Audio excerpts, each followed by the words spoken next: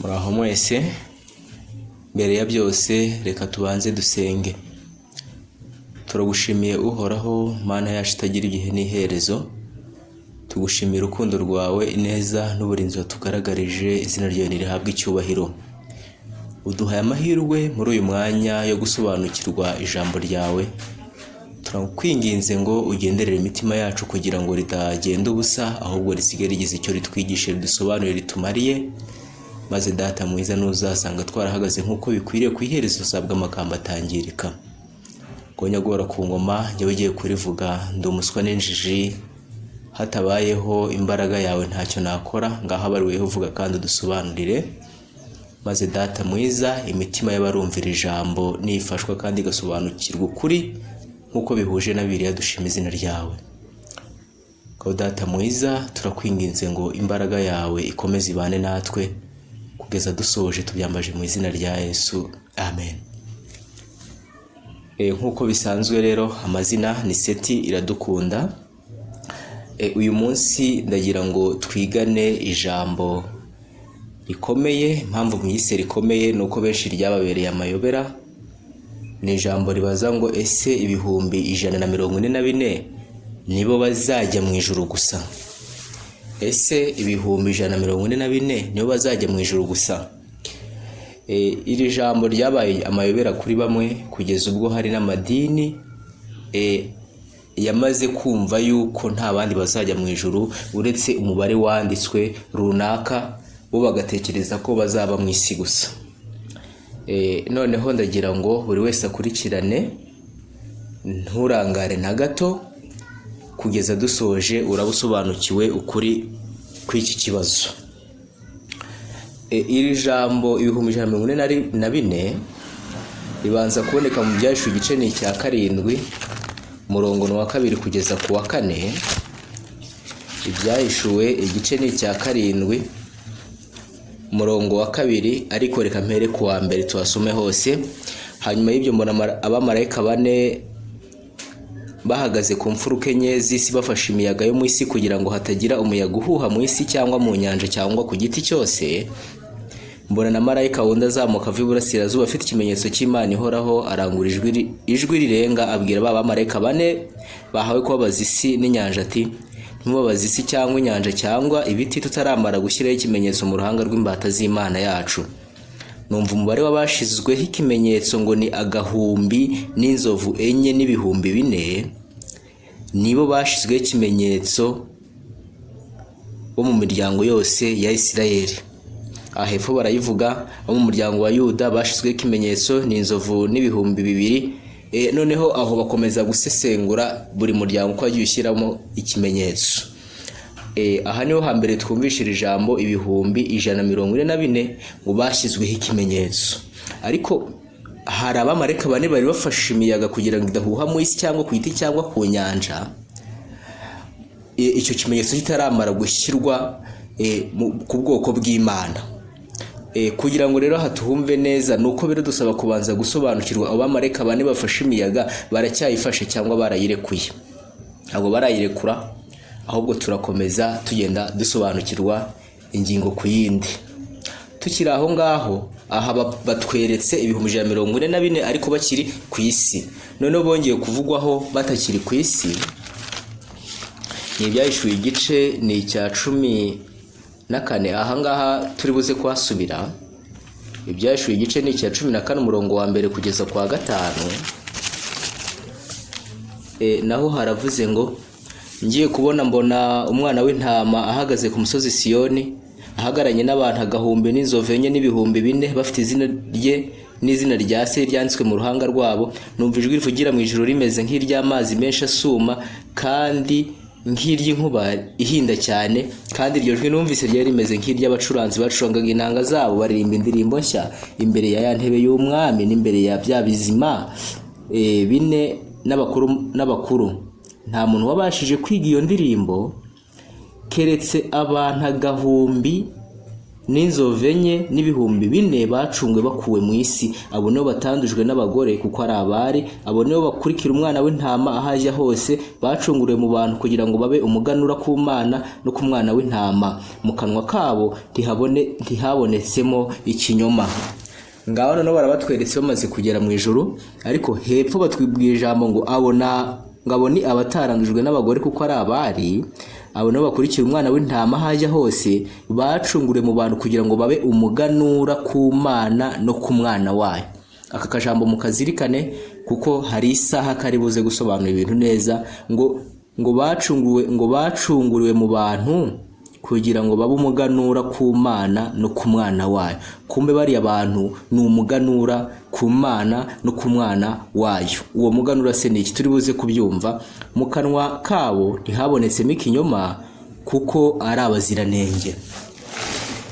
Aya masomo abiri niyo dutangireho atubwiye iby'aba bantu 144. Bwa mbere batubwiye ko bashyizweho ikimenyetso, ariko kugira ikimenyetso kibe gishyirwa kuri bo, hari abamarayika 4 bafashe imiyaga babujijwe kuzirekura ikimenyetso kitaramara gushyirwa kuri bo. Noneho nyuma bamaze kugera mu ijuru, baririmbye indirimbo itarabashe kuririmbwa n'undi uwo ari we wese, ngo ndetse babaye umuganura ku Mana no ku mwana wayo.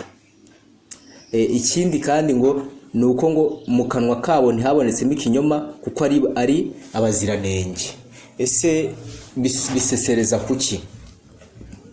Mu gitabo cyo kwitegura kagaheruka, nkuko nababwiye yuko mu byahishuwe 7 turi buze kwagaruka. Ibyahishuwe 7 twavuze ko turi buze kwagaruka kugira ngo byumvikane neza.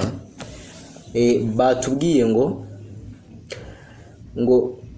igice cya 4 numva umubare w'abashyizweho ikimenyetso ngo ni agahumbi n'inzove enye n'ibihumbi 4 niyo bashyizweho ikimenyetso bo mu miryango yose ya Isirayeli. Mu gitabo cyo kwitegura kagaheruka page 25, shaka ngo tuhasome tuhasobanukirwe, kuko aha hantu abantu benshi barahayobeye, barahasigariye, abandi bayobewe uko bisobanura bahitamo gutuza. 125 kwitegura kaga gaheruka, hari amagambo nshaka kuhasoma. Haravuze ngo 125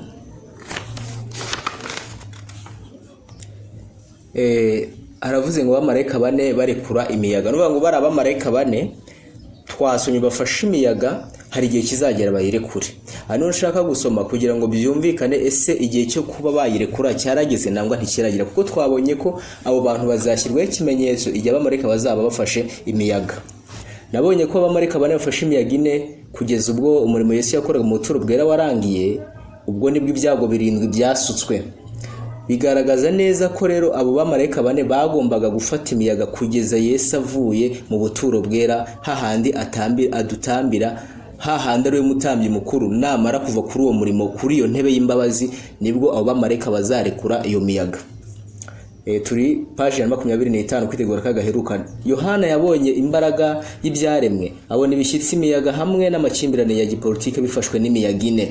Iyo miyaga irafashwe kugeza ubwo Imana izatanga uburenganzira bwo kuyirekura. Bisobanutse neza n'abari batazi imiyaga icyari cyo, ngo Yohana yabonye imbaraga y'ibyaremwe, abona ibishitsi, abona imiyaga hamwe n'amakimbirane ya politike bifashwe n'imiyaga 4. Iyo miyaga irafashwe kugeza ubwo Imana izatanga uburenganzira bwo kuyirekura. Ubwo imiyaga y'ibyaremwe babiretse byakivumbagatanya, ukumva ngo ibunaka habaye umwuzure, habaye icyago runaka gitunguranye, ariko ntibibere ku isi icyarimwe, nuko iyo miyaga ibigifashwe. Ikindi ni ibishitsi, urabyumva ariko ukumva gifite imbaraga nkegeranyije nuko kivugwa, kuko ibishitsi igihe cyabyo nikigera, imiyaga 4 yamaze kurekurwa, bizajya bikubita imisozi 4 iva hayo. Noneho hepfo haravuze ngo iyo miyaga irafashwe kugeza ubwo Imana izatanga uburenganzira bwo kuyirekura. Aha ni umutekano w'itoro ry'Imana uri. Abamarayika bera basohoza ubushake bw'Imana bagakomeza iyo miyaga ku buryo idahuha, haba ku isi cyangwa ku nyanja cyangwa ku giti cyose, kugeza ubwo abagaragu b'Imana bamara gushyirwaho ikimenyetso. Iyo miyaga ikubiyemo intambara, ikubiyemo n'amakimbirane ya gipolitike, ngo birafashwe. Niyo mpamvu hajya kuba intambara yajya gusa n'iy'isi yose, Imana ikanyura muri abo bategetsi, izo ntambara zigakomwa mu nkokora, ugasanga ntikibaye y'isi ahubwo ibaye y'igihugu runaka. Noneho ngo aha ngo niho itorero ry'Imana rifitiye umutekano, kuko ngo abamarayika basohoza umurimo w'Imana kugira umuyaga udahuha ku isi cyangwa ku nyanja. Ku nyanja ni mu migi ituwe n'abantu benshi, ku giti ni ku bakiranutsi. Muzabisoma ni mu Zaburi igice cya mbere umurongo wa 3. Noneho ijwi rya marayika ukomeye, nari ntaruse akantu gato, aha niho umutekano w'itorero ry'Imana uri. Abamarayika bera basoza ubushake bw'Imana bagakomeza iyo miyaga ku buryo idahuha ku isi cyangwa ku nyanja cyangwa ku giti cyose, kugeza ubwo abagaragu b'Imana bamara gushyirwaho ikimenyetso mu ruhanga rwabo. Ijwi rya marayika ukomeye niryo ryari rifite ubutware bwo gutegeka abamarayika bane kurekura imiyaga ine kugeza igihe uwo murimo, kutarekura imiyaga ine kugeza igihe uwo murimo wo gushyirwaho ikimenyetso uzarangirira, kugeza ubwo azatanga itegeko ryo kurekura iyo miyaga. Imana izifatira imbaraga z'umwijima kugeza ubwo isi izaba imaze kuburirwa n'ubutumwa, maze abazaba barabwumvise bakitegura urugamba. Aho ni mu bihamya bya volume ya 2 page 81-82 y'Igifaransa. Igihe cyose Yesu agitakambira mu buturo bwera bwo mu ijuru, umurimo w'umwuka wera ukorera mu bucamanza no muri rubanda hatibagiranye. Uwo murimo ukorwa mu buryo bumwe binyuze mu mategeko y'igihugu. Ayo mategeko atariho, isi yarushaho kuba mbi kuruta uko iri ubu. Niba umubare munini w'abacamanza ugizwe n'abakozi b'abanyamwete b'umushukanyi, Imana nayo ifite abayo mu bategetsi ba leta. Rwa rugero nabahaye bwa nabo bivuzeho, Imana ifite abayikorera mu bategetsi bategeka isi, na Satani nawe afite abayikorera. Noneho ni muri ubwo buryo iyo miyaga ifatwa. Noneho mu gitabo cy'ubusobanuro bwa Daniel n'ibyahishuwe, page 61, aho ndi kugira ngo tuze gutinda kandi tubasobanukirwe neza, page 161,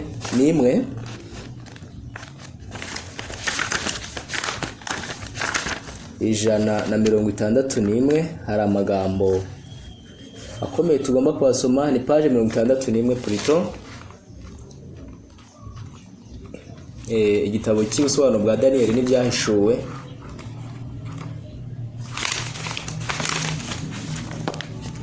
haravuze ngo kugira ngo urusheho kumenya iby'abantu 144 bavugwa, usome mu byashuwe 14 umurongo wa 1-5. Aho ngaho twahasomye ni hahandi habatubwiye bamaze kugera mu ijuru. Ni icyitegererezo cy'ubuhanuzi bwitwa eratike, kuko budakurikira ubwo mu gice cya 6, ahubwo nubwo Yohana yeretswe busobanura ibizaba ku bantu b'Imana hagati y'umurongo wa 13 na 14 w'igice cya 6 cy'ibyahishuwe. Ubundi burakurikira mu Gifaransa bene ubwo buhanuzi bwitwa prophète entre parenthèses. Mu gihe cy'ikimenyetso cya 6 cyo mu byashuwe 8:12, abazaba bahinyuye agakiza k'Imana nibabona ibyago biteye ubwoba bihavugwa, imisozi igakurwa hasi ikadagadwa nk'uciriweho iteka ryo gupfa, bazabaza bati umunsi ukomeye w'umwijima urasohoye, kandi ninde ubasha guhagarara adatsinzwe. Byahishuwe igice cya 3 umurongo wa 17.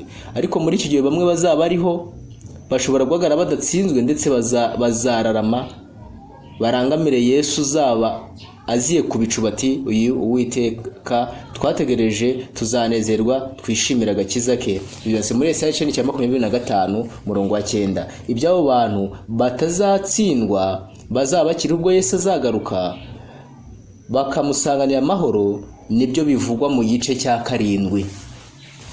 Ahangaha igisubizo gitangiye kuboneka.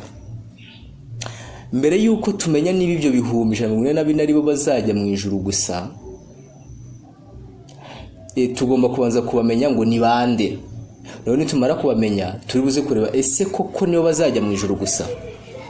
Haravuze ngo iby'abo bantu batazatsindwa bazaba bakiriho ubwo Yesu azagaruka bakamusanganira amahoro, nibyo bivugwa mu gice cya 7. iki gice cya karindwi ubwo twahasomye hadusobanuye ibyo abantu bashyizweho ikimenyetso umubare 144 burya ngo baraseserezwa kubo Yesu azasanga bakiri bazima, noneho bakamusanganira batabanje gupfa, babandi bavuze ngo bazahindurwa mu kanya gato nk'ako guhumbya nk'uko Paulo yabivuze. Niyo mpamvu hari akajambo nabwiye ngo mukazirikane ngo biswe umuganura ku Mana n'umwana wayo. Ku bantu bazi umuganura, niba ari amasaka mu bihe bya kera watangwaga, ngo haraye umwima mbere, ayo bayitaga umuganura. Noneho abo nabo babaye umwima mbere, nangwa se babaye umuganura ku Mana no ku mwana wayo. Noneho hepfo harakomeje ngo abamarayika bane bafashe imiyaga ine yo mu mpande z'isi bigiranye uburyo Imana izatuma abamarayika babo ngo bakorere mu bantu bacubye intambara iheruka Yesu ataragaruka, ngo baboneke ngo haboneke igihe cy'amahoro, ubutumwa buheruka buvugwe muri icyo gihe bubone gusakara hose butagize inkomyi. Burya bamarayika bafashe imiyaga ine ngo birerekana uburyo Imana izatuma abamarayika bayo ngo bakorere mu bantu bacubye intambara iheruka Yesu ataragaruka, ngo haboneke igihe cy'amahoro, ubutumwa buheruka buvugwe muri icyo gihe bubone gusakara butagize inkomyi. Yesu yari yavuze ngo kandi ubutumwa bwiza bw'ubwami buzigisha mu mahanga yose nibwo imperuka izahera kisohora. Kuvuga ngo imperuka y'isi kugira ngo ibeho nuko ubutumwa bumanza gusakara ku byo ntawe uzitwaza ngo ntacyo yamenye. Noneho ngo Imana izemera inyuriye mu bantu itumye abamarayika bayo, noneho abantu bakomeze gucubya izo ntambara, haboneke igihe cy'umutekano, ubutumwa bubwirizwe mu isi yose nta nkomyi. Ngabo abamarayika bane bafashe imiyaga babwiwe ngo mwirekure imiyaga tutaramara gushyira ikimenyetso mu ruhanga rw'imbata z'Imana. Burya biragaragara neza yuko ari iki gihe turimo. Buze ngo kandi ngo atagira umuyaga uhuha mu isi cyangwa ku nyanja cyangwa ku giti cyose. Inyanja n'abantu benshi, isi ni ukuvuga hatari amazi menshi, ahadatuwe nangwa satuwe n'abake. Igiti ni umukiranutsi w'Imana, Zaburi igice n'icyambere 3. Muri icyo gihe abantu b'Imana bazabona uburenganzira bwiza bwo kwamaza ubutumwa buheruka badafite ibizira. Ubwo butumwa bugiranywa na marayika. Ngo ni marayika wundi, ni ukuvuga ko ubutumwa buzatangira kwamamara muri icyo gihe buzaba bwarigeze gusakara mu mahanga menshi ubundi, ariko muri icyo gihe buzasakara cyane kuko ngo marayika uwo azazamukira iburasirazuba. Noneho aho siho turi buze kwibanda cyane, igihe cyabyo nabyo tuzabyiga. Tubonye yuko biriya 144 ari abo Yesu azasanga bakiri bazima, bazahindurwa bakaba umuganura ku Mana no ku mwana wayo. Noneho mu gitabo cyo kwitegura kagaheruka page 32 naho hari andi magambo nshaka basome, ariko mbere yaho turabanza kurangiza iri subi muri iki gitabo page 36 kwitegura ubusobanuro bwa Daniel n'ibyahishuwe page 66. Hari amagambo avuze ngo ni bande bazashyirwaho ikimenyetso cy'Imana, ni abantu 144. Hepfo haravuze ngo mbese abo ni bande? Abo basomwe bashyizweho ikimenyetso cya karindwi cy'ibyahishuwe ni bande? Ngo ni imbata z'Imana. Kuko ibitwa imbata z'Imana, iyo umuntu yihaye Imana burundu, Imana ikamukuramo ibishinja bye bya kera bibi buhoro buhoro kugeza ubwo imuhindura ukundi rwose, imushushanije nayo ubwayo. Ibitekerezo n'amagambo n'imirimo bya bene uwo biba bihuje n'ubushake bw'Imana. Ibyo akora byose biba bisa nkaho bigengwa n'Imana imugize imbata y'ibyiza. Ava mu rutabi rwa Satani agahinduka imbata y'ibyiza, bigiranye iyi mirongo na Roma igice cya 6, Abaroma igice cya 6 umurongo wa 16. Ngo ni imbata z'Imana, nicyo bari kudusobanurira. Abaroma igice cya 6 umurongo wa 16 hari iri jambo, haravuze ngo ntimuzi yuko mwihaye kuba imbata zo kumwumvira muri imbata z'uwo mwumvira uwo, imbata z'ibyaha bizana urupfu cyangwa izo kumvira Imana kuzana gukiranuka. Ariko Imana ishimwe kuko nubwo mwari imbata z'ibyaha mwumviye ibyo mwigishijwe mubikuye ku mutima maze mubatuwe mu byaha muhinduka imbata zo gukiranuka. Kumbe izo mbata zivuzwe ni abantu bavuye mu kubatwa n'ibyaha ahubwo bakabatwa no gukora iby'Imana ishaka. Mu gitabo cy'urwa mbere rwa Yohana igice ni icya 3 umurongo wa 9 naho hari aya magambo.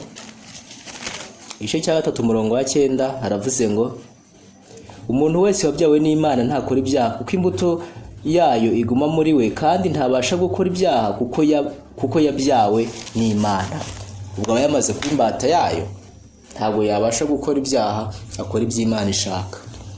Noneho abo ngabo nibo bashyizweho ikimenyetso, ni abantu bateye uko nk'uko babitubwiye mu Baroma igice cya 6 umurongo wa 16. Ni abantu bavuye mu bubata bw'icyaha ahubwo bakajya mu bubata bwo kumvira iby'Imana ishaka, nibo bashyizweho ikimenyetso. Noneho wenda kugira ngo tuve mu rujijo byari ngombwa ko n'ikimenyetso tukivugaho make. Niturangiza reka manze nkivugeho, ni page 32.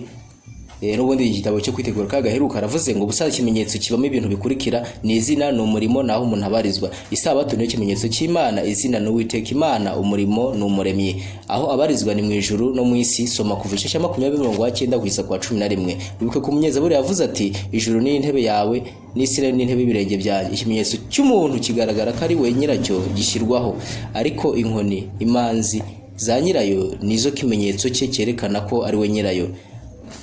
Aha bagerageje kutubwira muri make ikimenyetso bari gushyirwaho ni izina ry'Imana, ni umurimo wayo, naho ibarizwa. Noneho ikimenyetso cy'Imana ni isabato kuko nikubiyemo ibyo byose.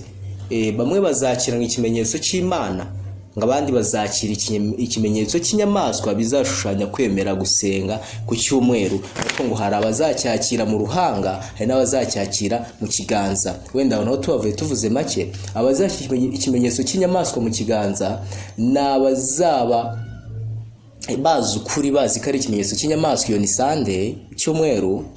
Noneho kugira ngo badahomba ubutunzi bwabo, kugira ngo badahomba imiryango, kugira badahomba imishinga yabo, baziyemeze bemere kuruhuka ku cyumweru ku rw'agahato kugira ngo badahomba ibyabo. Ariko babe babizi neza. Ariko hari abazacyakira mu ruhanga, n'abazaba baravukiye muri uko kuri, nangwa se bazi ko ariko kuri, bazi iki cyumweru ariko kuri, abo bazaba bakira ikimenyetso cy'inyamaswa mu ruhanga. Ikimenyetso rero tahandi gishirwa ni ku rwandiko nyirizina, ni ku mwimerere, ubwo tubite kashe. Kashe yose ishyirwa ku myandiko y'umwimerere. Noneho aho mu bwonko niho abantu b'Imana bagomba kwakira ikimenyetso cyayo, ni isabato. Agakomerera muri yo, akayizera, kandi ntayice. Noneho nkuko nababwiye aho tuvuzeho muri make, dukomeze handi twari tugeze kuri 38 batubwira kuri bya bihumbi 144. Tumaze kureba yuko abo bantu bazajwe ikimenyetso n'abantu bazaba baramaze kuba imbata z'Imana koko. Hepfo aravuze ngo ni imbata z'Imana kuko ibitwa imbata z'Imana. Iyo umuntu yihaye Imana burundu, Imana imukuramo ibishinja bye bya kera ni bibi, buhoro buhoro kugeza ubwo imuhindura ukundi rwose, imushushanishije nayo ubwayo. Ibitekerezo n'amagambo n'imirimo bya bene uwo biba bihuje n'ubushake bw'Imana. Ibyo akora byose biba bisa nkaho bigereranywa n'Imana imugize imbata y'ibyiza. Ava mu rutabi rwa Satani agahinduka imbata y'ibyiza bigeranye n'iyi mirongo. Abaroma 6:9 tumaze gusoma, n'urwa mbere wa Yohana 3:9. Ngo n'abantu bazaba bakiriho ubwo Yesu azagaruka, bazaba ariho mu gihe ubutumwa buheruka buzamamazwa, ndetse nibo bazabwamamaza. Bya bihumbi 144 biri gusobanurwa ni imbata z'Imana zizaba ziriho muri iki gihe cy'imperuka, kuko ari bw'imiyaga ifashwe. Ngo n'abantu bazaba bakiriho ubwo Yesu azagaruka, bazaba ariho mu gihe bwa butumwa buheruka buzamamazwa, ndetse nibo bazabwamamaza. Ubwo abamarayika bazarekura imiyaga bazaba bafashe, ibyago 7 bizasukwa, akaga gakomeye kagere ku isi, abo bantu kagere kuri abo bantu b'Imana. burya ya miyaga bafashe nibayirekura bya byago birindwi twize bizahita bitangira gusukwa bihereye ku cyago cya mbere kugeza ku cya karindwi.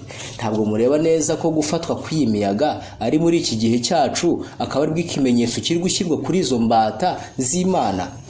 Hepfo haravuze ngo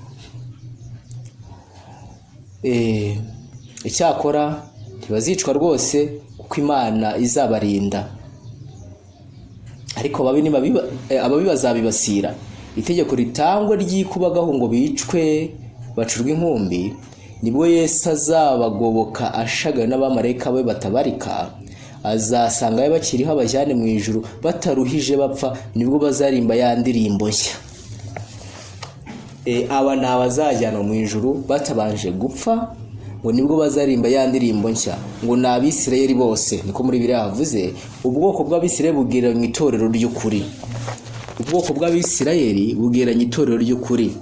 Abo bantu 144 bazaba Abisirayeli kubera ko bazaba bamaze kuva mu madini yayobye, bose bari mu itorero ry'ukuri.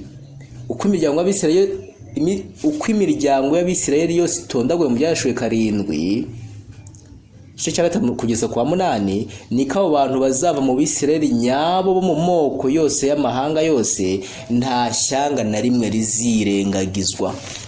Impamvu mu Byahishuwe 7 bagiye bavuga ngo abo mu muryango wo kwa, reka tuhasome Byahishuwe igice cya 7, turahibanda. Ubwo bari bamaze gusobanura bashyirweho ikimenyetso, bagiye bavuga ngo mu muryango abo mu muryango kwa Yuda bashizweho ikimenyetso ni inzovu 2,000, abo mu muryango kwa Rubeni ni inzovu 2,000, abo mu muryango kwa Gadi ni inzovu 2,000. Uko nguko bakomeje kujya babasoma ngo bishushanyije ko ni nako ngo reka turebe ngo n'Abisirayeli bose, ubwoko bw'Abisirayeli bugereranya itorero ry'ukuri. Abo bantu 14 bazaba Abisirayeli kubera ko bazaba bamaze kuva mu madini yayobye, bose bari mu itorero ry'ukuri. Uko imiryango y'Abisirayeli yose itondaguwe mu Byahishuwe, niko abo bantu bazaba mu Bisirayeli nyabo bo mu moko yose n'amahanga yose, nta shyanga na rimwe rizirengagizwa. Ubwo icyo bishatse kutwerekezaho ni uko nta shyanga na rimwe rizirengagizwa, ahubwo buri shyanga hazajya habonekamo umugeni, reka bari ko tubyita. Ntabwo ari buri torero, ahubwo ni buri shyanga, ubwo ni buri bihugu, noneho hakurikijwe imiryango itandukanye y'isi. Ngo ni abantu 10,114. Twibwira ko umubare wa gihanuzi muri 2012 ni umubare werekana ibifitanye isano n'ubwami bw'Imana. Urugero, imiryango 12 y'Abisirayeli mu isezerano rya kera bazaraga ubwami, imiryango 12 yo mu isezerano rishya rizaraga ubwami, amarembo 12 y'ururembo rwera rw'i Yerusalemu nshya, Ibyahishuriwe 12:21, imfatiro zarwo 12, Ibyahishuriwe 21:19, uburebure bw'ikijyaruguru bw'inkike zarwo ni mikono 120, ni 12 gukuba 10, muzeso mu Ibyahishuriwe 21 kugeza ku murongo wa 17. Umuzenguruko warwo ni stadio 10,012, ubwo ni 12 gukuba 10, ni Ibyahishuriwe 21:16. Ubundi kandi ngo 12 ni umubare werekana icyo Imana yujuje rwose. Urugero, umwaka ugirwa n'amezi 12, umunsi ugirwa n'amasaha 28, ni 12 gukuba 2. Ngo nuko rero twerekeje umubare kuri abantu 1,144, utwibutsa ko bazaba ari abantu bujujwe n'Imana. Uriya mubare ngo washyizweho ari uwo kwibutsa nangwa se kugeranya uburyo abantu bazaba bujujwe n'Imana, banogerejwe nayo rwose, bashyitse. Byongeye kandi bazaba bakwiriye ubwami bw'Imana badashidikanywa, kuko ari nta numwe wo mu ijuru uzaba afite agatima ko kwibwira ko Imana ishaka kubabera ibanyaze Satani. Niko kubagereranya n'umubare ushyitse rwose, ugaragaza kandi ko bakwiye kujya mu bwami nta shiti. Ngo ni 12 gukuba 12 gukuba 1000, ni 14,000. Uwo mubare ni amarenga agaragaza ko bemewe rwose. Uyu mubare icyo ugaragaza ni amarenga, ariko agaragaza yuko ni abantu bazaba bemewe rwose. Bazaba banyuze mu kabari gakomeye cyane, niyo bazahura no guhangana no gusorwa kw'itegeko rivuga ngo abantu baruhuka umunsi umwe, bazanyura mu karengane katanyuzemo abandi bose. Niyo mpamvu n'indirimbo bazaririmba nta wundi uzabasha kuyiririmba. Reka wenda nitugira amahirwe turahagera abantu 144 bagera mu ijuru. Mu gice cya karindwi cy'ibyahishuwe kivuga ibyabo bakiri ku isi. Igice cya 14 cy'ibyahishuwe hakavuga uko bazamera bageze mu ijuru. Bazinjira mu rurembo rwera, ibyishimo n'indirimbo y'ishimwe ryinshi. Amazi menshi asuma bigeranye iki, bisa nkaho Imana nayo izifatanya nabo kuririmba iyo ndirimbo y'ishimwe, inkuba zihinda. Bazarimba indirimbo nshya itazwi n'abandi. N'ibyashize 14:3. Igituma abandi batazabasha kuyimenya nuko bazaba batigeze ibigwi nk'ibyabo bantu. Igituma abandi bose bazacungurwa batazabasha kumenya iyo ndirimbo nuko ntabazaba baragize ibigwi nk'ibyabo bantu. Nta bandi bavutse muri iyi si bazaba bayirimo bakiri bazima ubwo Yesu azagaruka ngo bamubone bataruhije bapfa, bamusangane mu kirere batageze ikuzimu. Ni abantu 144 bazaba baraciye mu karengane, ariko bazaba bafite impamvu nyazo zo kuririmba indirimbo nshya. Bazaba ari abari batandujwe n'abagore. Ibyashize 14:4. Mu yandi magambo, bazaba bararetse amatorero cyangwa amadini yayobye, niyo bagore banduye.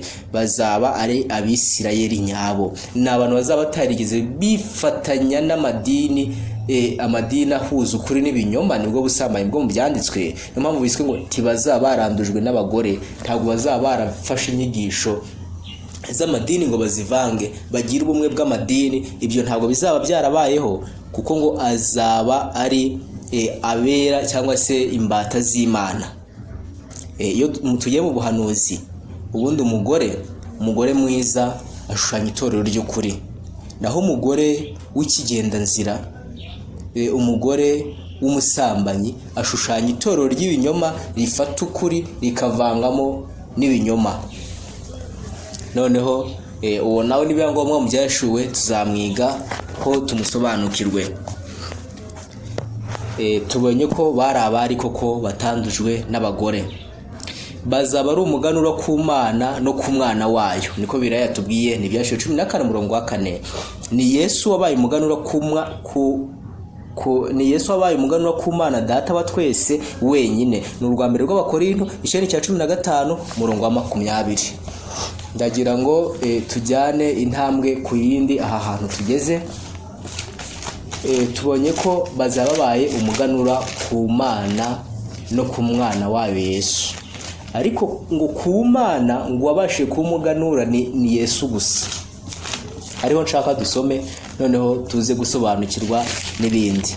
Ni urwa mbere rw'Abakorinto igice ni cya 15 umurongo wa 20. Tukivuga kuri uyu muganura, igice cya 15 umurongo wa 20 hari iri jambo yavuze ngo 20:15 Abakorinto haravuze ngo ariko noneho Kristo yarazutse, niwe muganura w'abasinziriye, kuko ubw'urupfu rwazanywe n'umuntu niko no kuzuka kw'abapfuye kwazanywe n'umuntu. Ndasubira urugamba rw'Abakorinto igice cya 15 umurongo wa 20. Ariko noneho Kristo yarazutse, niwe muganura w'abasinziriye, niwe muganura w'abasinziriye. Ese aha bishatse kutwereka iki? Turi buze gusoma nanone igitabo cy'ubusobanuro bwa Daniel page 68. Nahanga twari turi n'ubundi ari kutubwira ngo bazaba ari umuganura ku Mana no ku mwana wayo. Bibiliya iratubwiye hano ko bazaba ari umuganura ku Mana ariko no ku mwana wayo. Ariko mu Bakorinto ho hatubwiye ngo Yesu ni wabaye umuganura w'abasinziriye. Ngo hari umuganura wa mbere w'abasinziriye, ni Yesu abera umuganura ku Mana Data wa twese. Naho umuganura wa kabiri ni umuganura w'abantu basinziriye ariko bazabera umuganura bandi kuri Yesu no ku Mana Data wa twese. N'ubu ahantu hasobanutse ubwo habonetse imiganura y'uburyo bubiri, niyo Yesu yabereye umuganura basinziriye azutse, noneho n'undi muganura w'abazaba babonetse bavuye mu isi irimo ibyaha, irimo ibibi byinshi muzi, bo baba umuganura imbere y'Imana n'imbere y'umwana we Yesu Kristo. Noneho Yesu yarabisobanuye hepfo, ariko tubanje gusoma aha babandi bazamukanye na Yesu ntibashoboye kubera data wa twese umuganura, kuko Yesu ari wamubereye umuganura muri icyo gihe. Byongeye kandi ntibabereye Yesu umuganura kuko ubwe yari wo.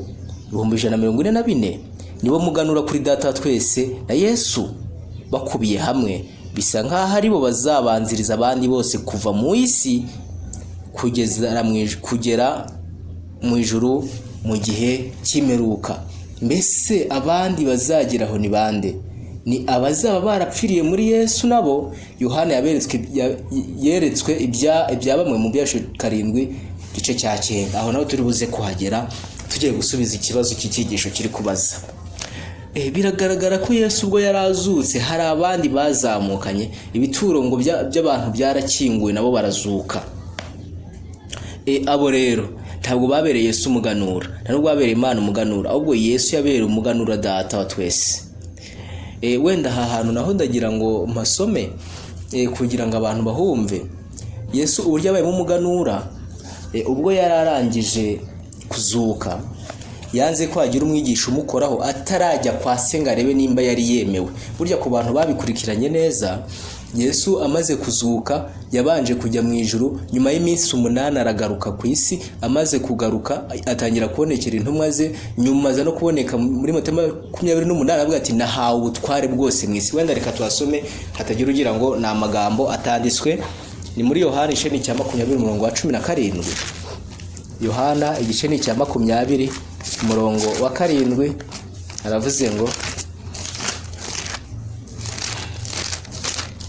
20 umurongo wa 7 hari igice hejuru avuze ngo nukuzuka kwa Yesu. Noneho reka mpere ku murongo wa 7. Yohana igice ni cya 20 umurongo wa 17, ariko kugira ngo abantu babyumve neza reka ntuke kwa 11. Ariko Mariya yari ahagaze ku gituro arira, akirira runama arunguruka mu gituro abona abamareka 2 bambaye imyenda yera bicaye, umwe musego undi ku mirambizo aho intumbi ya Yesu yari yarashizwe. Baramaza bati mugore urarizwa n'iki? Arabasubiza ati nuko bakuye mu mwami wanjye nanjye sinzi aho bamushize. Amaze kuvugana nabo arakebuka abona Yesu ahagaze, ariko ntiyamenya ko ari we. Yesu aramubwira ati mugore urarizwa n'iki? Urashaka nde? Yibwira ko ari umurinzi w'agashyamba. Aramubwira ati mutware, niba ari wowe umujyanye ahandi mbwira aho umuhize nanjye mukureyo. Yesu aramubwira ati Mariya. Arahindukira amwita mu Ruheburayo ati Rabuni, risobanurwa ngo databuja. Yesu aramubwira ati ntunkoreho kuko ndarazamuka ngo njye kwa data, ahubwo jya kubwira bene data yuko nzamutse ngiye kwa data ari we so, kandi Imana yanjye ariyo Mana yanyu. Mariya Magadalena aragenda abarira abigishwa b'inkuru nibyo yabonye umwami inkuru ati nabonye umwami, kandi abatekereza ibyo yamubwiye. Noneho hepfo nimukomeza hazabereka umurongo wa 19 no ku murongo wa 26 hazabereka uburyo yagiye atangira kujya biyereka. Ubwo yaravuye mu ijuru nanone atangira kubiyereka, nyuma biyereka Toma adahari kuko yari yarumvise inkuru ngo ntunkoreho. Toma aravuga ati nge nintamukoraho ntabwo nzabyemera ko ari we. Igihe kiragera yongera kubiyereka, noneho bari hamwe amwemera ati ngwino ukore no mu nkovu zanjye. Toma aza kwizera ariko abanje gukoraho. Noneho no muri Mateo 28:16 ubwo yavuze ngo nahawe uburenganzira mu isi no mu ijuru. Ngo yarahawe ubwo yaravuye kwa data, yaragiye kumenya niba igitambo cye cyemewe. Asanze cyemewe ahabwa uburenganzira, aribwo yaje abwira intumwa z'aya magambo ngiye gusoma. Ni muri Matayo igice ni cya 28 yababwiye aya magambo. Matayo igice cya 28 umurongo wa 16 aravuze ngo reka mbere kwa 19 16 nibyo. Nuko abigishwa 11 bajigarira ku musozi Yesu yabategetse, bamubonye baramupfukamira, ariko bamwe barashidikanya. Nuko Yesu arabegera avugana n'abati, nahawe ubutware bwose mu ijuru no mu isi. Nuko mugende muhindura abantu mu mahanga yose, abigisha mubatiza mu izina rya Data wa twese n'Umwana n'Umwuka wera, mubigisha kwitondera ibyo nababwiye byose, kandi dore ndi kumwe namwe iminsi yose kugeza ku mperuka y'isi. Ubwo yari abahaye mission, ariko ababwiye yuko azakomeza kuba ari hamwe nabo. Aha yari amaze guhabwa ubutware mu isi no mu ijuru. Noneho ubwo aho turahavuye, tubonye uburyo Yesu yabaye umuganura ndetse akemerwa imbere ya Data. Ubwo yari yaranze ngo ntibamukore atarava kwa Data, ubwo yari amaze kuvayo, noneho rero yaremeye abwira Toma ngo naze akore mu nkovu, none habone kwizera. Aho ngaho ntabwo rero tujya cyane, kuko twe tumaze kureba ibihumbi 144 n'iki. Ndumva icyo kibazo kimaze gusobanuka. N'abantu Yesu azasanga bakiriho, ni imbata z'Imana ziri gushyirwaho ikimenyetso muri iki gihe, ariko abazagira amahirwe yo gusanga yuko Yesu azasanga bakiriho. Ariko kandi nubwo mvuze ngo nabazagira amahirwe, bazaca mu mbabaro ukomeye cyane, kuko nibo bazahura n'igishusha no kurenganya kw'igishushanyo n'inyamaswa, bazahura n'akaga gakomeye cyane. Niyo mpamvu nabo bazaba bafite ibigwi bitagira abandi, indirimbo baririmbye koko nta wundi kwiye kuririmba uretse bo, ndetse bafatanyije n'Imana ubwayo. Noneho hakurya gato haravuze page 39. Noneho kuko nababwiye, hatubwiye ngo mbese abandi bazageraho ni bande? N'abazaba barapfiriye muri Yesu nabo. Yohana yeretswe ibyabamwe mu byahishwe 7:9 umurongo wa 17.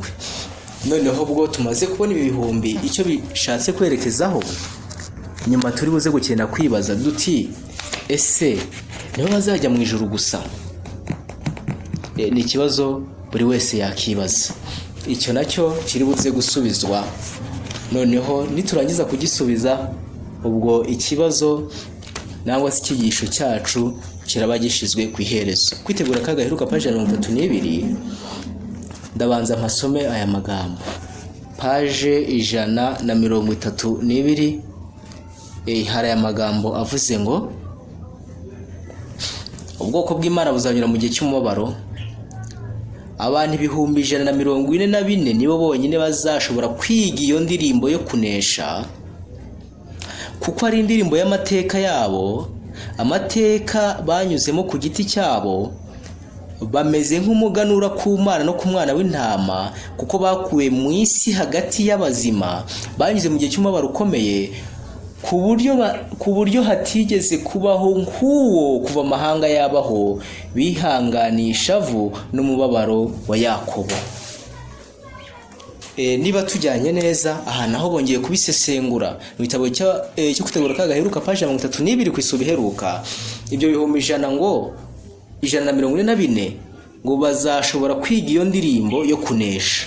None se wafatanya kurimba n'ingabo zanesheje urugamba indirimbo utazi urwo rugamba ko rwari rumeze?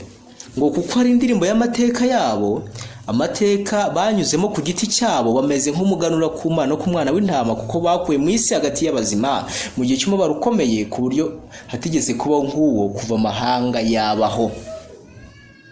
Benshi bazasinzira ibitotsi byabo bya nyuma, mbere y'uko ibihe bishishana bisukwa ku isi yacu.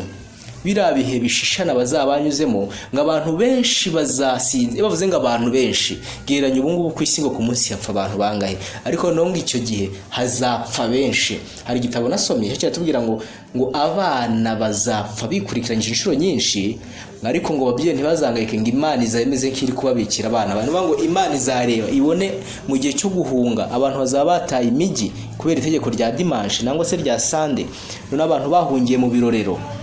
Abenshi kuko bari bazageragezwa n'ababo, ngo Imana izemera ko benshi basinzira, ngo abandi bazaba batashobora kwihangana ibyo bigerageza ariko bakunda Imana, none Imana yemere ko basinzira mbere yuko ibyo biba, kugira ngo batazananirwa kwihangana.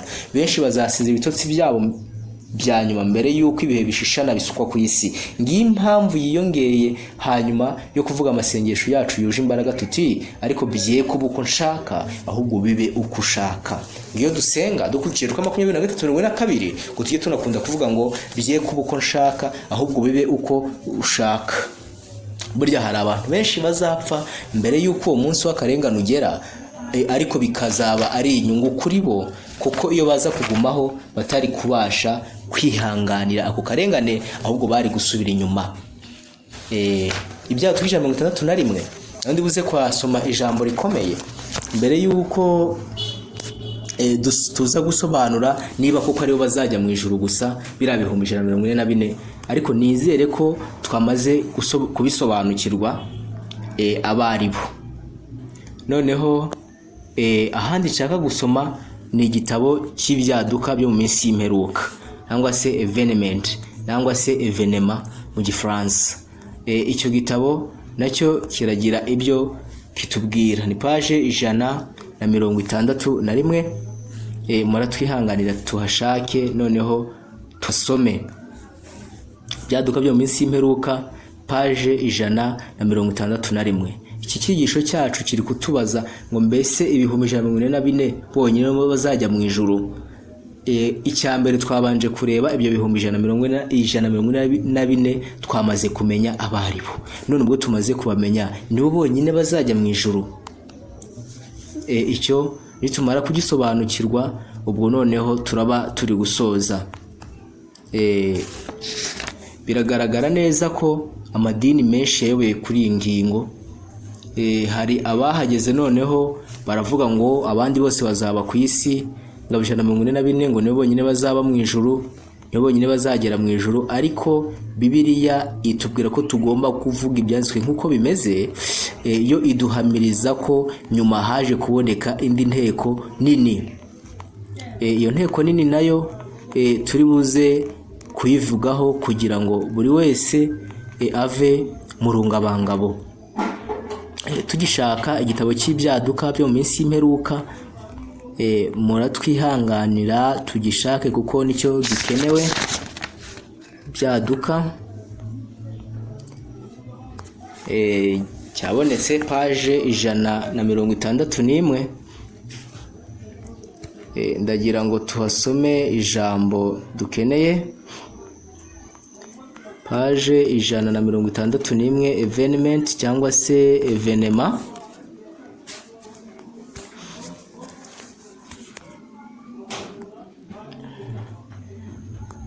Byaduka muratwihanganira ni page 98. Byaduka byo minsi imperuka haravuze ngo 144 baririmba indirimbo nshya imbere y'intebe y'umwami, indirimbo umuntu atashobora kwiga uretse abantu 144. Ni indirimbo ya Mose n'iy'umwana w'intama, indirimbo yo gucungurwa. Nta muntu n'umwe ushobora kwiga iyo ndirimbo uretse 144, kuko ari indirimbo y'inararibonye yabo, inararibonye itarigeze igirwa n'irindi tsinda na rimwe. Bakurikiraga umwana w'intama hajya hose, byashoye 14. Aba nibo bazamuwe bakuwe mu isi mu bakiriho, babazwe nk'umuganura w'Imana n'umwana w'intama, byashoye 14. Ni abavuye muri urya mubabaro mwinshi, byashoye 14. Banyuze mu gihe cy'umubabaro utarigeze kubaho uhereye mu gihe amahanga yabereyeho, bihanganiye umubabaro no mu gihe cy'amakuba ya Yakobo.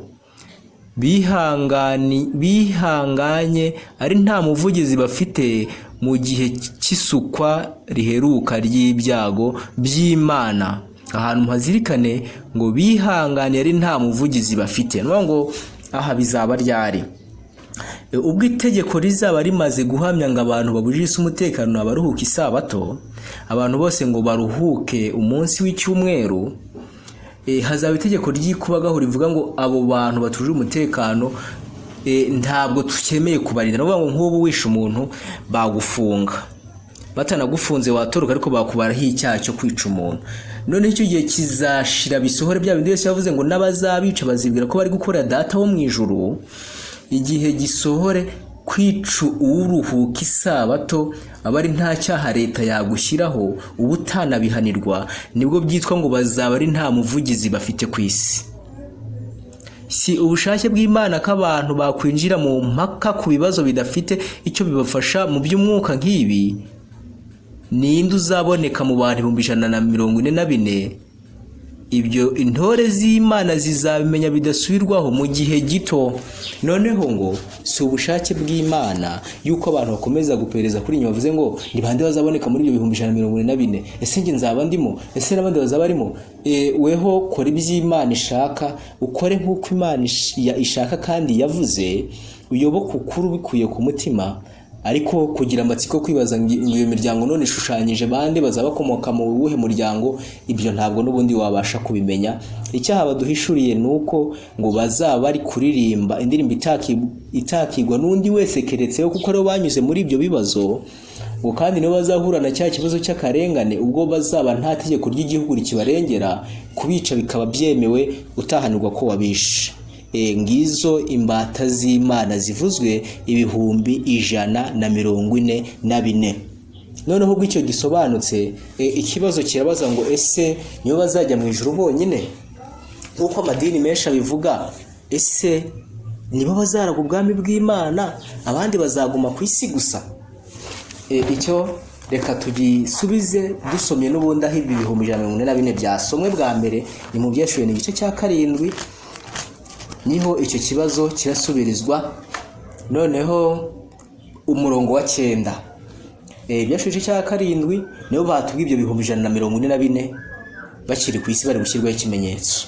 Byahishuwe 14 ku murongo kuva ku murongo wa 1 kugeza ku 5 batubwira amaze kugera mu ijuru. Niho Byahishuwe 7 umurongo wa 9 haravuze ngo Yohana yerekwa abahowe Yesu bageze mu ijuru.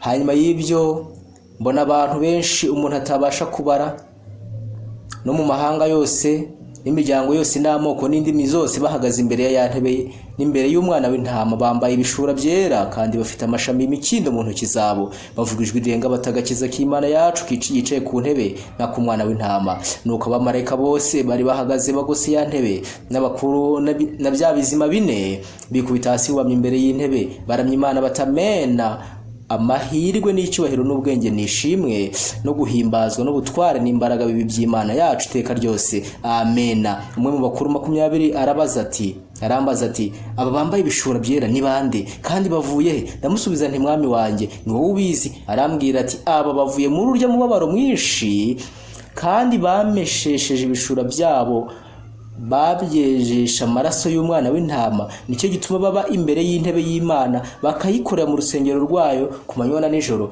Kandi iyicaye ku ntebe izababambaho ihema ryayo, ntibazicwa n'inzara ukundi, kandi ntibazicwa n'inyota ukundi, kandi ntibazabica cyangwa kandi izuba ntirizabica cyangwa icyokere cyose, kuko umwami w'intama uri hagati y'intebe y'ubwami azabaragira akabuhira amasoko y'amazi y'ubugingo, kandi Imana izahanagura amarira yose ku maso yabo. Nubwo tutasobanura ngo tujye kure, harabisoje. Nyuma yabo hongeye kuboneka imbaga nangwa se umubare w'abantu benshi umuntu atabasha kubara, bavuye mu mahanga yose n'imiryango yose n'amoko yose n'indimi zose, bahagaze imbere y'intebe y'umwana w'intama, bambaye ibishura byera bishushanya imico yera, bafite amashami y'imikindo ashushanya isinzi. Ibyo byose rero babifite. Wenda turi buze naho kuhasobanura mu buryo bwimbitse, ariko ahangaha nubwo twarekeraho hatubwiye neza ko nyuma hongeye kuboneka imbaga y'abandi bantu batabarika. Tukiri aho ngaho mu gitabo cy'Ibyahishuwe, n'ubundi igitabo cy'Ibyahishuwe ni igice cya reka turebe cya 20. Reka ndebe iyi jambo mpashaka. Igice ni cya 20 umurongo wa 1. Mbona marayika amanuka ava mu ijuru afite urufunguzo rufungura ikuzimu, afite umunyururu munini mu ntoki ze. Afata cya kiyoka ya nzoka ya kera Satani, ya nzoka ya kera ariyo mwanzi Satani, akibohera kugira ngo kimare imyaka 1000, kijugunya ikuzimu, arahakinga, ashyiraho ikimenyetso gifatanyisha kugira ngo kitongera kuyobya amahanga kugeza ubwo iyo myaka 1000 izashirira. Icyo akora nishira gikwiriye kubohorerwa kugira ngo kimare igihe gito. mbona intebe z'ubwami, mbona nozicara hahabwa ubucamanza, kandi mbona imyuka y'abaciwe ibihanga bahora guhamya kwa Yesu n'ijambo ry'Imana, aribo bataramije ya nyamaswa n'igishushanyo cyayo, kandi bashizwe ikimenyetso cyayo. Barazuka bimana na Kristo imyaka 1000. Ubu ni umuzuko wa mbere. Abapfuye basigaye ntibazuka iyo myaka 1000 nishira itarashira. Ufite umugabane wo kuzuka kwa mbere arahirwa kandi nuwera. Urupfu rwa kabiri rubasha kugira icyo rumutwara. Ameze batyo ahubwo bazabatambye b'Imana na Kristo, kandi bazimana nayo imyaka 1000. Iyo myaka 1000 nishira, Satani azabohorwa ave aho yarabohewe, azasohoka aje kuyobya amahanga yo mu mfurukanye z'isi, Gogi na Magogi, kugira ngo ayakoranirize intambara ayakoranirize mu ntambara. Mubare wabo ni nk'umusenyi wo ku nyanja. Bazazamuka bakwira isi yose, bagota amahema y'ingabo z'abera n'umurwa umuriro ukundwa muruzamano kuva mu ijuru ubatwike, kandi Satani wabayobyaga ajugunywe muri ya nyanja yaka umuriro n'amazuku irimo ya nyamaswa na wa muhanuzi w'ibinyoma. Bazabazwa ku manywa na nijoro. Mbona intebe y'ubwami nini yera, mbona n'uyicayeho, isi n'ijuru bihunga mu maso hayo, ahabyo ntihaba hakiboneka. Mbona abapfuye abakomeye n'aboroheje bahagaze imbere y'iyo ntebe. Nuko ibitabo birabumburwa, kandi n'ikindi gitabo kirabumburwa, aricyo gitabo cy'ubugingo. Abapfuye bacirwa imanza z'ibyanditswe muri ibyo bitabo zikuri ibyo bakoze. Inyanja igarura abapfuye bo muri yo, urupfu n'ikuzimu bigarura abapfuye bo muri byo, bacirwa imanza zikwiriye ibyo umuntu wese yakoze. Urupfu n'ikuzimu bijugunya muri ya nyanja yaka umuriro. Inyanja yaka umuriro niyo rupfu rwa kabiri, kandi umuntu wese utabonetse ko yanditswe muri cya gitabo cy'ubugingo ajugunywa muri iyo nyanja yaka umuriro. Noneho iki gice nyisomye vuba, ariko batweretse neza uburyo abantu bakiranutse bazimana na Yesu imyaka 1000. Noneho hakurya aho nshaka kugira ngo mwumve iyo myaka 1000 uburyo ba bantu benshi twabonye bazarukurwa bazaba bageze mu ijuru. Turasoma ni byashe 21. Haravuze ngo mbona ijuru risha n'isi nshya, kuko ijuru rya mbere n'isi ya mbere byari bishize, n'inyanja yari itakiriho. Mbona ururembo rwera Yerusalemu nshya rumanuka ruva mu ijuru ku Mana, rwiteguwe nk'uko umugeni arimbishirizwa umugabo. Numva ijwi rirenga rivuye muri ya ntebe rivuga riti, dore ihema ry'Imana riri hamwe n'abantu, kandi izaturana nabo bazaba abantu bayo, kandi Imana ubwayo izabana nabo ibe iyabo. Izahanagura amarira yose ku maso yabo, kandi urupfu ntiruzabaho ukundi, kandi umuborogo cyangwa gutaka cyangwa kuribwa ntibizabaho ukundi, kuko ibya mbere bizaba bishize. Yicara kuri ya ntebe iravuga ati, dore byose ndabihindura bishya. Kandi iti, dore andika aya magambo ko ari ayo kwizerwa n'ay'ukuri. Kandi ati, birarangiye. Ni Alfa na Omega, itangiriro n'iherezo. Ufite inyota nzamuhera ubuntu kunywa ku isoko y'amazi y'ubugingo. Unesha zaragwa byose, nanjye nzaba Imana ye, nawe azaba umwana wanjye. Ariko abanyabwoba n'abatizera n'abakora ibizira n'abicanyi n'abasambanyi n'abarozi n'abasenga ibishushanyo n'abanyabinyoma bose, umugabane wabo uzaba uwo mu nyanja yaka umuriro n'amazuku, ariyo rupfu rwa kabiri. Noneho ahangaha uyu murwa Yerusalemu iyo myaka 1000 nishira, abera bamaze imyaka 1000 mu ijuru, uwo murwa uzamanuka umanuke uze ku isi. Noneho ubwo ya myaka 1000 izabishize, Satani abohowe azagerageza kwataka nangwa se gutera ngarimbura umudugudu uri kumanuka. Noneho ngo nuko abazaba bifatanyije n'abandi bazaba bazukiye gucirwaho iteka, abo bose ko bazaboneka mu zuko wa kabiri, bose bazahita bashyirwa mu muriro. Ubwo hazaboneka umuriro w'amazuku batwike, intwaro zabavunikira mu ntoki, kuko ntibabasha kurwanya umurwa w'Imana uhoraho. Aha nshaka kugira ngo mpatinde kandi mpasobanure mu buryo bwumvikana, kugira ngo abantu bahasobanukirwe. Iyi nteko yari yarahanuwe n'ubundi, ivugwa ko ari ngombwa yo izaboneka, hatazaboneka aba bonyine. Niho nshaka gusoma ubusobanuro bw'ibyahishuwe page 133. Harasobanura iki gice tumaze gusoma neza. Tubwiye ngo aha haratubwira uko Satani azabaho imyaka 1000. Kubohwa kuvugwa nuko azaba ari mu kuzimu y'ubutayu, kuko ubuzima bw'ibintu bubaho kuko Imana ihari, nta washuka, nta buzima buhari, ariho gusa wenyine. Nubwo imyaka 1000 ariyo koko, ariko ntidukwiye kwibarira ibihe muri gahunda y'Imana. Nuko rero kuva ku murongo wa 4 haratubwira abazazuka ubwo Yesu azabaje ariwo muzuko wa mbere ari abera, bazajyanwa mu ijuru bamara imyaka 1000 ari abatambyi nabo, bagenzura uko Imana yaciye amateka cyangwa se yaciye izo imanza. Uko niko kwimana na Kristo. Nubwo Imana izaba yaciye urubanza, ariko mbere yo gusomera amateka mu ruhame nyuma y'imyaka 1000 ngo iby'abagome birangire, izaha abantu nabo kugenzura niba ariko biri koko. Iri jambo ndarisubiramo kugira ngo mbahe umurongo waho ryanditse muri Bibiliya. Haravuze ngo nuko rero kuva ku murongo wa 4 baratubwira abazazuka ubwo Yesu azabaje ariwo muzuko wa mbere ari abera, bazajanwa mu ijuru bamara imyaka 1000 ari abatambyi nabo, bagenzura uko Imana yaciye amateka imanza. Uko niko kwimana na Kristo. Nubwo Imana izaba yaraciye urubanza, ariko mbere yo gusomera amateka mu ruhame nyuma y'imyaka 1000 ngo iby'abagome birangire, izaha abantu nabo uburenganzira, izaha abantu nabo kugenzura niba ariko biri koko. Ibyo wakibaza ngo byanditse he? Twari turusoma mu gitabo cy'ubusobanuro bw'ibyahishwe page 33, yanditswe mu gitabo cy'urwambere rw'Abakorinto igice ni cya 6 umurongo wa 2. Haravuze ngo ntimuzi yuko abera bazacira ab'isi urubanza, kandi ubwo ari mwe muzacira ab'isi urubanza ntimushobora no guca imanza z'ibintu bito hanyuma y'ibindi. Ntimuzi ndetse yuko tuzacira abamarayika urubanza nkanswe iby'ubugingo. Nuko rero niba mufite imanza zo gucibwa zerekeye ku by'ubugingo, niki gituma mubishyiraho abatagira icyo bahuriyeho n'itorero ngo bari bo bazibacira? Uyu ni Paulo ubwo yari ari guhugura Abakorinto, ababwira ati kuki mujya kuregana mu banyamahanga?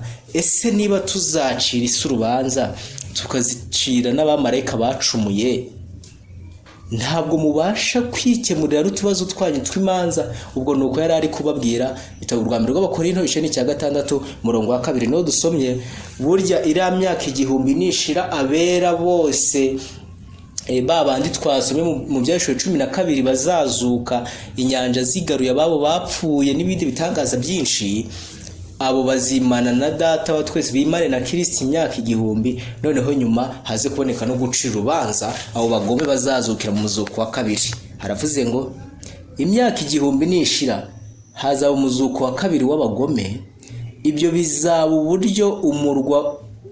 bizaba ubw'umurwa w'amahoro Yerusalemu uzabuje urimo abera, Satani akoranye abo bagome ngo bawutere, ubwo uri kumanuka uva mu ijuru. Yesu agiye kuza bwa mbere, urugamba rw'ubwoko bw'Imana na Babuloni ruzabera Harimagedoni, naho uru rwa nyuma ruzabera Gogi na Magogi, ni abagome buzuye mu isi.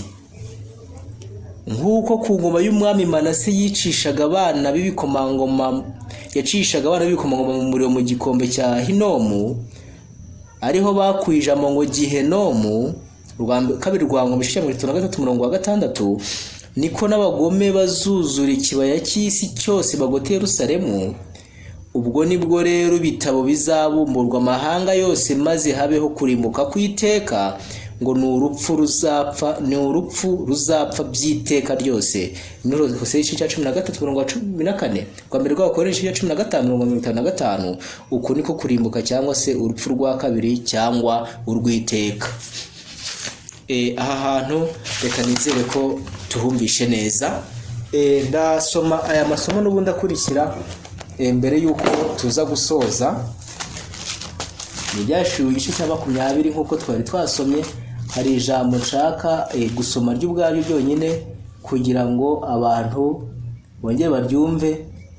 Haravuze ngo reka turebe, ni igice cya 20 umurongo wa 12. Mbona bapfuye abakomeye n'aboroje bahagaze imbere y'iyo ntebe, no ibitabo birabumburwa, kandi ikindi gitabo kirabumburwa, ari cyo gitabo cy'ubugingo. Abapfuye bacirwa imanza z'ibyanditswe muri ibyo bitabo ziko ibyo bakoze. Inyanja igarura abapfuye bo muri yo, urupfu n'ikuzimu bigarura abapfuye bo muri byo, bacirwa imanza zikwiriye by'umuntu wese yakoze.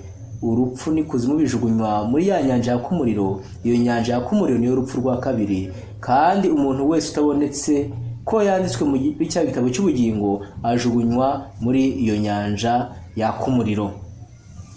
Ibyo muzese mu rwanda rw'Abakorinto igice cya 15 umurongo wa 26. Noneho irindi somo nshaka ko tuza gusorezaho Ibyahishuwe igice cya 19. Ndagira ngo aha uhumve neza ko niho tugiye gusoreza. Hanyuma y'ibyo numva mu ijuru ijwi rirenga risa n'iry'abantu benshi bavuga bati haleluya. Iri jwi ngaryumvishe ngo hehe, ngo hanyuma y'ibyo numva mu ijuru ijwi rirenga risa n'iry'abantu benshi bavuga bati haleluya, agakiza n'icyubahiro n'ubutware n'iby'Imana yacu, kuko amateka yayo ari ay'ukuri no gukiranuka. Yaciriyeho iteka maraya ukomeye wononeshaga abari mu isi ubusambanyi bwe, kandi imuhoreye amaraso y'imbata zayo. Uyu maraya ukomeye rero wenda ntitujya amahirwe tuzabyigana, ni rya torero ry'icitiro rifata ukuri rikarivanga n'ibinyoma, noneho rigasambanya amadini. Uko ni ugufata ukuri n'ibinyoma bakabivanga bakagira ubumwe, ariko bahuriye ku kuvanga ukuri n'ibinyoma bose bagiye bagabanya amahame bakagabanya. Noneho ngo ikindi ngo kandi imuhoreye amaraso y'imbata zayo, ni amaraso azaba yamenwe n'iryo dini ry'ibinyoma rivanga ukuri n'ikinyoma.